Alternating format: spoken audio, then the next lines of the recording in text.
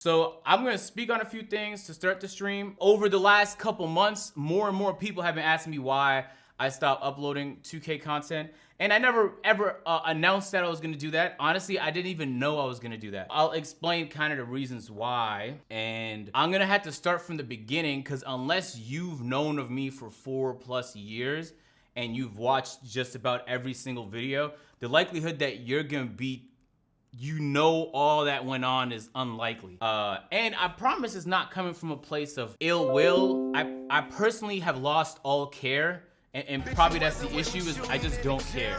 But 2K has went out of their way to make me feel unwelcome in the 2K community, and it reached a point where the only reason I was continuing wasn't because I was having fun on the game. It was because the community just appreciated me. It was a horrible feeling because it's like I feel like I have done so much in the 2K community. I feel like I was part of so much shit that had went on, and to see my interest fade to the point where I don't even want to upload that content anymore is tragic. This shit is tragic. So for those of you who are newer, you probably don't know that I got my start doing gaming videos on YouTube. When I first started my Agent Zero channel, that was my OG channel. Well, I had a few channels before that. I've been doing YouTube like for a long ass time. I used to edit montages and shit for people in the Call of Duty community. And I had this... And I eventually stumbled upon NBA 2K. It's a game I played growing up. I was more of an NBA Live guy until NBA 2K10, but whatever. And once 2K10 dropped, I'm on 2K10 now. I'm loving this game. All my friends in high school decide, yo, the game we're gonna buy is 2K13. I say, okay, I don't wanna be the odd one out, so I bought NBA 2K13 as well. And it was so fun that I decided to start making videos on it. Because previously, I was making videos on like Watch Dogs, The Last of Us, just whatever the fuck game was coming out. I had interest in NBA 2K, and at the time, aside from Chris Smoove, it wasn't even clear that there was a community there. And that's just because, you know when you first start discovering a community, you really only know like 1 or 2 people? That's what it was. I started uploading content, and the content I decided to upload was my GM. If you guys play 2K, is the game mode where you're the general manager of a team, and you build a team out. If you guys don't know, I was going to university studying sport management. My dream was to be a general manager of the Toronto Raptors. So it just felt like one motion for me to also pursue something similar in NBA 2K. I did that every single day back. I don't think I missed a fucking day unless my internet just went out for 2 to 3 years. And I got tired of it. You know, you do something long enough, you just get tired of it. And I knew what I wanted to do was play more park content, do more My Team stuff, just other game modes within the game. So you see me diving deeper and deeper into the NBA 2K community. At this point, like, I already know some of the familiar faces in the MyGM community, the Nick Smiths, the TGTVs, like the Nike Fallers, all of the guys that were like relevant in the scene. Like, I'm starting to become friends with these people. And there was one person in specific that kind of inspired me. I don't think I ever said this, but it was a guy who you might remember. His name is Lost and Unbound. Stop using your video voice. I promise this is just my regular voice, bro. This is how I speak all the time. And Lost and Unbound was a MyGM YouTuber that became a My Team YouTuber. And that's a difficult pivot to make because a lot of people that watch one game mode don't watch the other game mode, etc., etc. So I like studied the way that he pulled that off. And I told myself when the opportunity presented itself, even though I enjoyed MyGM, I just did it for so long, it's time for something new. I was able to successfully pivot at the start of 2K17. And if you guys watched me in NBA 2K17, you'll know the way I did that was by establishing myself as the greatest sharpshooter on YouTube. I don't know if that's how everybody's seen me, but there was a lot of people that would come to me for shooting advice and jump shots and things of that nature. I dropped a 79-point game on Pro-Am, I think in the first week, and at the time that was pretty crazy. And then I dropped a 95-point game that kind of blew everybody's expectations out the water. You said you canceled him?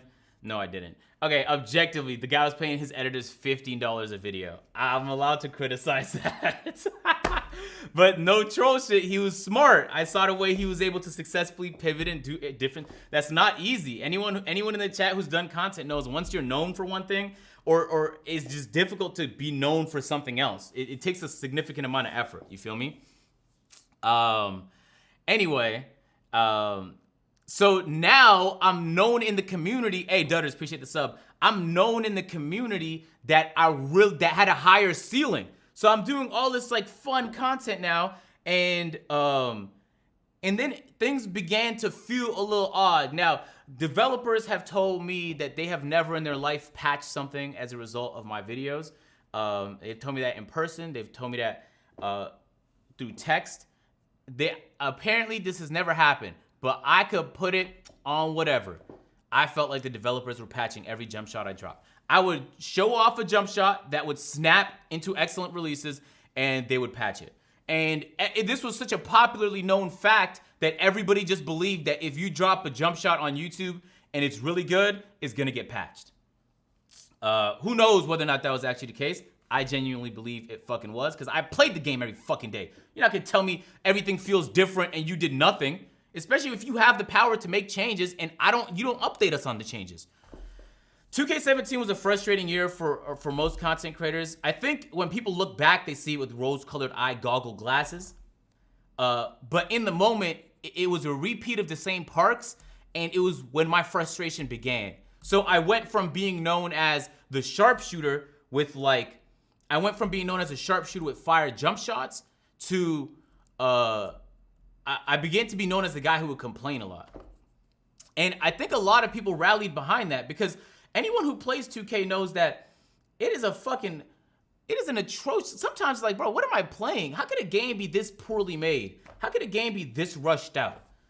And that shit had me tight, if I'm being honest with y'all, man.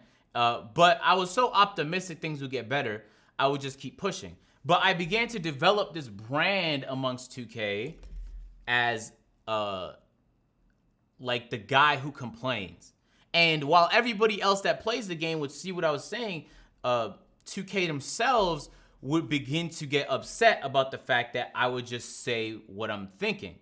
And that's because in previous years, they done had everybody in a chokehold where, like, if you wanted to be invited to these events and you want to do cool shit with them, it's in your best interest to shut the fuck up and listen when they talk. And I just never cared about that stuff. Conveniently, after me criticizing them all 2K17, they invited me to the NBA 2K18 event. It was the first time I went. I had a marvelous time. I met all my favorite content creators that I grew up watching or I talked to online for years. They invited me to the 2K19 event. I don't remember if they invited me to the 2K20 event. I think they might have. But I know for the 18 and the 19 event, they invited me. But then things began to stop. So this is kind of where it got interesting for me. At the end of the day, they don't have to bring me to events. Like, I don't have any sort of like entitlement to go into any one of these events. If they feel like someone's gonna be a better fit, then it is what it is. But if you guys remember years ago, and not to draw old drama, but I think it's gonna be relevant. Ronnie and me got in a scruffle where I criticized him, and then he fired back and said that he was the reason I was in this country because he signed my visa. So for those who don't know, I'm Canadian. I'm in America on a visa. If you don't know how visas work, they're temporary residence. The visa I have lasts 3 years, and you have to renew it every 3 years until you apply for a green card, which is permanent residence. That lasts 20 years. When you're applying for temporary residence as a person of extraordinary ability, you have to convince the immigration officials that what you're doing is of something that you can't just do, which wasn't a difficult argument for me to make. But what I had to do to make that argument was prove I had work in this country. And so I did that by reaching out to companies I was associated with, and they would sign what's called a deal memo, basically proving that I had work in the country. Because if I don't have work in the country, why be here? You could just do it all from Canada. So Ronnie signed on my behalf and deluded himself into believing that's the reason I was in this country. And so he spoke on a very private matter publicly, which bothered me, but I didn't really say much about it. I was like, it was fucking weird activity, but it is what it is. What Ronnie didn't know was I didn't even use his deal memo in my visa, because by the time I submitted my visa, it already expired. I would have had to get him to sign it again. I didn't even use it in my visa. But even if I had used it, it still wouldn't be the reason I'm in this country. Because I had multiple other deal memos with every other company I was associated with. So anyway, I was a tad bit turned off. And I remember I think he apologized. I have a horrible memory, but so I'm trying to remember how everything went specifically. I think he apologized. Like, we kind of made amends. Like, we weren't like mad at each other. Like, shit happens, you know what I'm saying? I seen him at multiple events past that point. And so then I kind of just left things at that. The next year, 2K did not invite me to the event. I figured that was the reason why. Honestly, if I'm being honest, if I asked, I think they might have said yes. But what I didn't want to do was sign any contracts with them that would prevent me from speaking my mind. And I know a lot of people that did. So sometimes what will happen, I don't know if everyone is like too familiar with how content works, but sometimes you sign contracts in entertainment, and even though the other party is not enforcing the contract, it's still a horrible contract. And so I didn't feel comfortable going out to the events or getting my face scanned no more, because I felt as though the risk that I was going to be censored was high, and it would quite literally defeat the entire purpose of my channel to be censored. It would no longer make any point. It wouldn't serve a purpose for me to even continue making videos in the first place.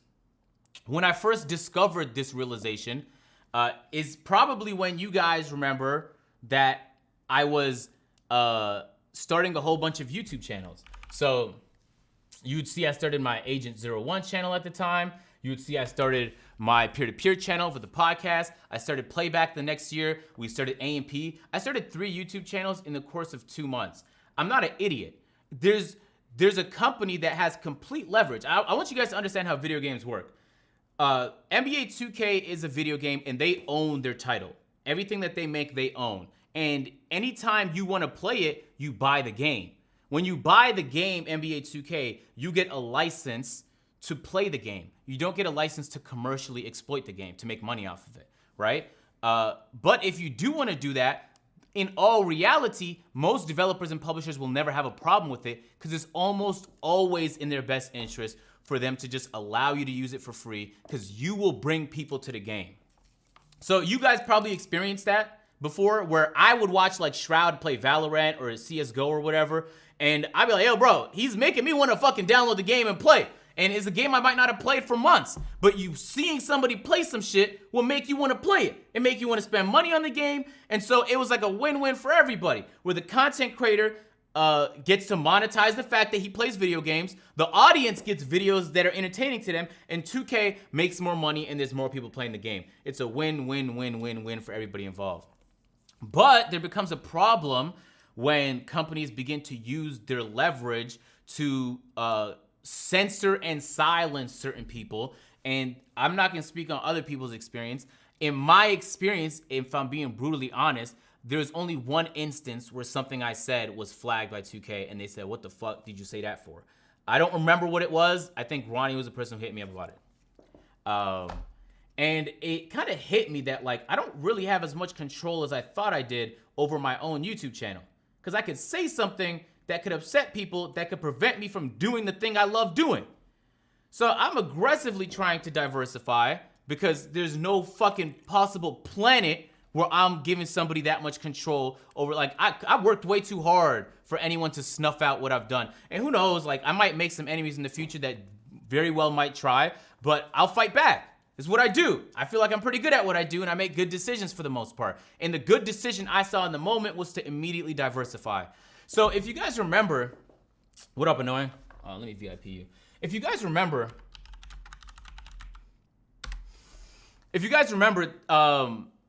I think I did like 1 or 2 weeks of promo for all my new channels. But my goal was not to get all my viewers from my 2K channel to my new channels. I didn't want the same audience. I wanted a completely different audience. If you go to, I'm gonna be honest with y'all, I think there's probably 90% of y'all will not be able to name all my channels.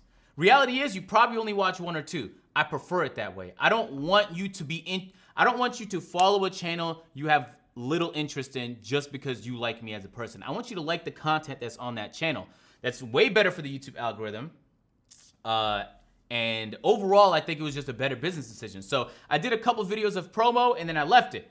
I said, all right, I'm gonna grow these channels on their own. I want them to develop their own organic audience. That way, that's true diversification. If I have the same audience from another channel, it's the same fucking thing, really. You're just doing different content, but with the same audience, you're gonna get similar results. So time passed on. You guys saw me playing the game less. I don't know if you noticed I was doing that. I'm sub to all. I appreciate that, Petrified. I don't know if you guys noticed that, but I was playing the game less and talking about the game more. The reason I did that was because, one, I was having less fun playing the game, but two, I still loved gaming, so talking about the game was interesting to me. It was a win-win. I also think people enjoyed those videos more, to be honest with you. I think after 2K19, nobody was really looking at me like any form of remotely competitive player. I think people just came to me so that they could be informed about shit that was going on, and or like I was the kind of guy that summarized what was happening in the community. You know what I'm saying? I did that with the news videos or whatever. And then I also had my funny moments videos where I just fuck around and play with my friends. So I focused more on entertainment than competitiveness. And that's because you don't need to play the game that much to be entertaining on it, but you definitely have to play the game a considerable amount to be competitive at it.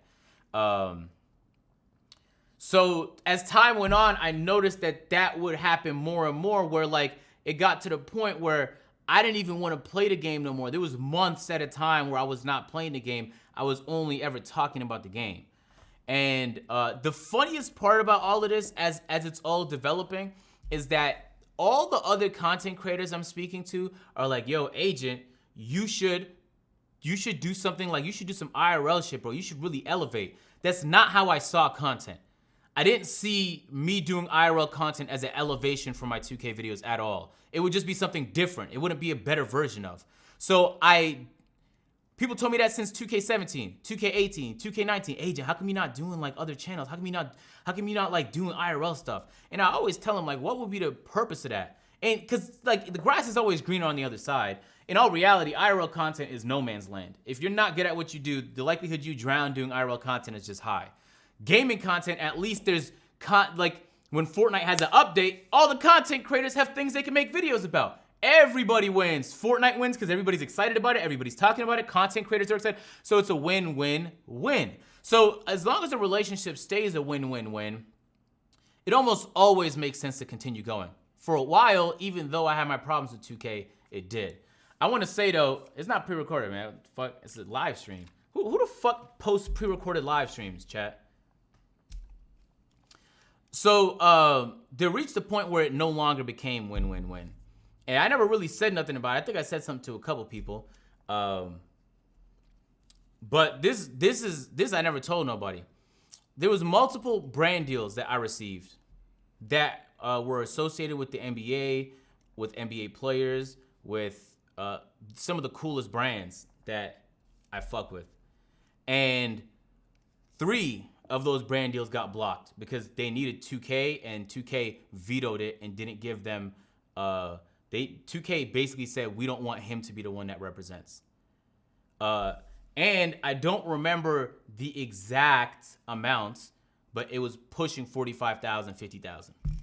And I'm not even the type of guy to be pissed off about losing out on 50,000. I promise I'm not.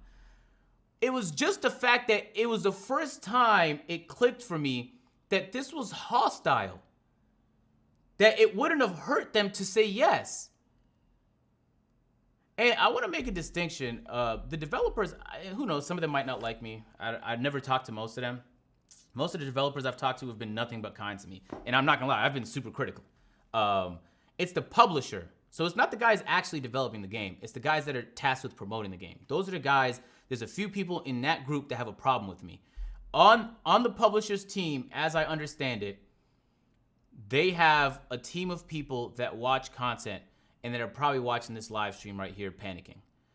And it is what it is. I've known of those people for a while. In my experience, most of the people on 2K's publishing team have been nothing but kind to me. They've been nothing but kind to me. And you guys watch my videos, I'll be very direct. If something is ass, I'll say it. I don't like sugarcoat how I'm feeling about the video game. So I always found it a little admirable that NBA 2K was so open to criticism that they never felt the need to censor when somebody was saying when a content creator was speaking their mind. But in those moments, and it happened over the course of like 3 to 6 months, if I remember correctly, it just became clear to me that this is not long term. It was the first, I went from like, bro, in my head, there was no planet where I would stop making 2K content. Bro, I love making gaming videos. And even if 2K is not the most fun game, but I love making gaming videos. And this was the game that gave me my start. And the community fucked with me.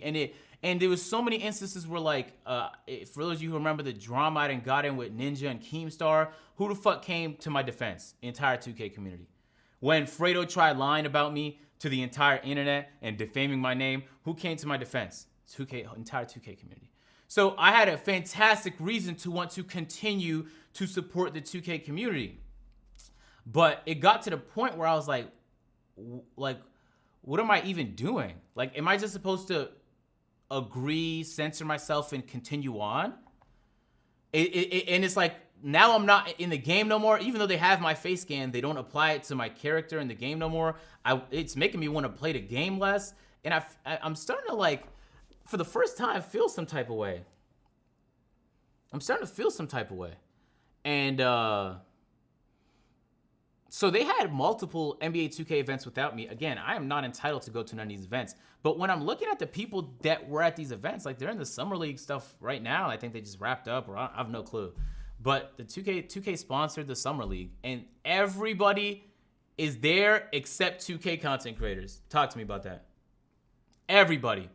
NBA media, basketball content creators. Yo, bro, the entire basketball world is at the 2K event except 2K content creators. How the fuck can you expect, how are we being taken seriously? You were showing respect to everybody but us.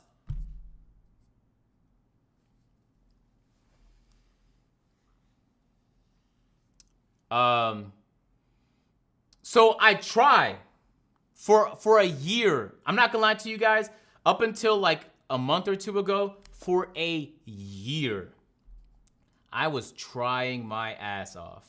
I didn't have a moment of free time. I'm not exaggerating. Like from the moment I wake up to the moment I sleep, I'm recording something, I'm editing something, I'm posting something, I'm traveling to shoot this thing, I'm doing something as it relates to one of the channels that I'm working on.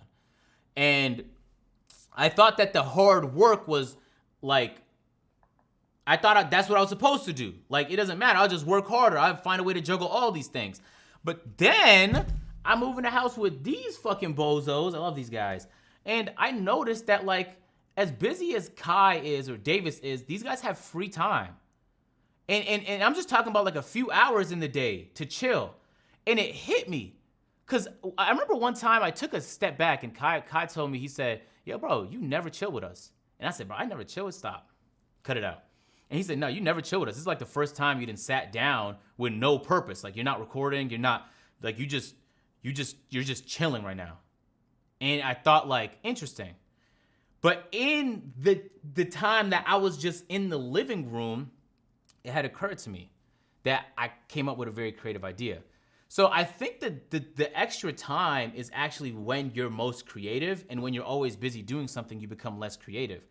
So I was like, okay, hold on. Does it now make sense for me to scale back on certain things so that I can give more to the things that are more relevant? And so I asked myself, I kind of categorized all my channels in upside and how much I wanted to do them, and I acted accordingly. So if you guys watch the podcast, you know I took a month break from the podcast. Reason why was it just felt like a lot. And of all the things I was doing, that felt like the thing that was taking a toll on me. Let me take a step back and use this time to reflect, be a little bit more creative, and then approach appropriately. We took a step back on the podcast. I waited a month.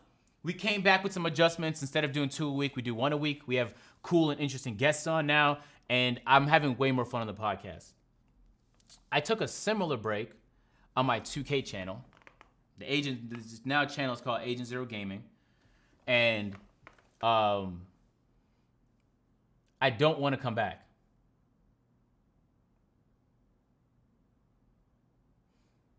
I have no interest in coming back.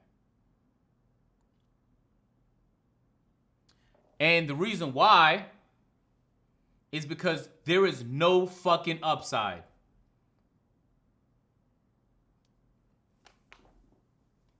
They've been either indifferent or hostile towards me in many different ways over the last few years. And in every imaginable way, I would rather stream, record a podcast. We just got done doing playback a few hours ago, do A&P videos. I'd rather do overtime content. I would rather go down to the overtime fucking facility. I would rather work out. I'd rather watch a YouTube video. I'd rather watch Netflix. The list of things I'd rather do. So why would I come back? So then I started thinking, like, why? Like, what do I even do? Like, what do I say? And at first I was gonna like just let it go, you know? And just not even speak about it. But bro, first of all, I go outside. So I hear from people every single day, oh bro, I fuck with your 2K content. When you gonna post again? And I know, you can tell when somebody sees me IRL what channel they know me from. And there was something so sad about people knowing me only from my 2K videos. They didn't know about none of my other channels, and them being disappointed, almost as if I fucking let them down, that I've stopped uploading. Had that happen over 100 times in the last 6 months. And it doesn't stop in person. On my fucking phone, I go through my IG DM requests. I go through my mentions on Twitter. Bro, I'm a human being. When you guys send me stuff, there's a good chance I'm gonna fucking see it no matter what social platform it's on. And I can't help but feel like I'm letting people down. And I remember that when I started making all my channels, I told everybody that I wasn't going to reduce my output on the 2K content. And I actually think when a lot of people say that, they're fucking lying. But I meant it. And for a couple years, that's exactly what I did. And I've had a lot of pride in the fact that I was working my ass off, but it hit me. I'm not going nowhere. Like, I mean, I'm sure from y'all perspective it feels like that, but I didn't feel like I was making much progress in my life. I had all these channels, yeah, like the view number is going up, but what's really happening though? And when I started to put together the list of things I'd rather be doing, I had a whole bunch of sponsored posts I had to do on my gaming channel. And so I just completed the sponsored posts. And when I didn't have to upload anymore, I just waited to see that if I'd want to. Am I going to want to upload? I don't. It's been fucking refreshing not thinking of all the ways 2K's fucked us in the past 5 years as a community, not even as a content creator, as a community. To think about all the times that they've like went against what the community wanted, focused more on making money than anything else. Like, this shit is exhausting. And I've done it for so many years that honestly, the only reason I'd want to continue is because of the community. But at what point does it just not make sense? Why not just take the time back? I'd rather have 2 hours of free time where I could be more creative. And I don't know if you've noticed across all my channels, they're all doing better since I've made the adjustments. Peer-to-peer is at career highs. My Agent Zero channel at career highs. A&P, man, we just hit #1 trending like 2 weeks ago. I'm making more money than ever. I'm still as happy. Like, I'm just equally as happy. I'm in better shape. You guys saw the stream where I hit under 200 pounds. I'm fucking elated at how great my health is going. Agent, I've been rocking with you since the beginning. You are literally in the process of building a media brand. You are an inspiration to young men trying. Please do your soul a favor and take a vacation around the world. You're too hard on yourself. Hey, thanks, man. Hey, W don't know. Hey, by the way, if one of y'all have a multiverse code, swing that shit my way. I was trying to find one yesterday. Okay. So I figured I was in my head, I was like, I'm not even gonna bother saying nothing. There's no point, because I really don't care. But when people are hitting me up every single day, and I basically let those people down, I'm like, bro, I'm supposed to not say nothing? Bro, I'm just supposed to pretend like I quit because I lost interest, and it was just independently, like it had nothing to do with no other contribution except me. All of it was weird, man. I feel like 2K let me down in that sense. 2K, I don't know if you guys know, has a program where a whole bunch of content creators are part of. When NBA 2K22 launched, there were content creators that had access to clips, gameplay, news before I did, just because they were part of the program. They had their embargoes lifted before I did. I just fought through it. I am in every way disadvantaged because I don't want to not be able to speak my mind. I don't want to be in a situation where I can't talk the way I want to without consequences. And I'm not saying nothing reckless. Like, there's people that get on video and say reckless shit. I'm not one of them. I've always just been constructive. Nah, I might have said a couple reckless things in the past, but I'm like 80% constructive. And so I remember there was a point where for a few months when 2K22 came out, I was like, damn, everyone else getting this content. I guess I'm gonna just have to be better. That's my mindset with most things.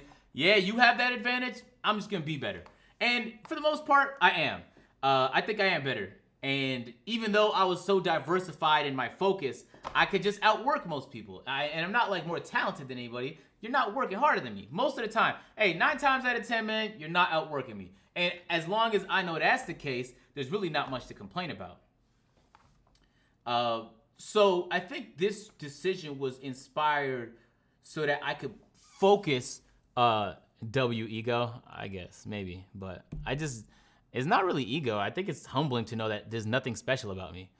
You're a good F guy, man. F them, we appreciate you, brother. Thanks, man.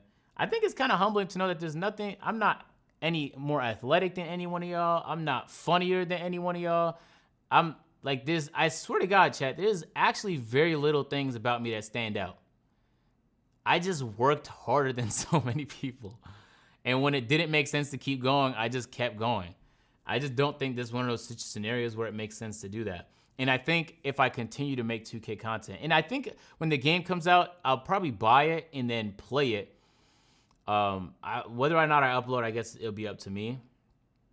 But I think that it would be foolish to snuff the upside of every other channel that doesn't give me the same resistance. For a channel where I'm feeling like I have to fight an uphill battle.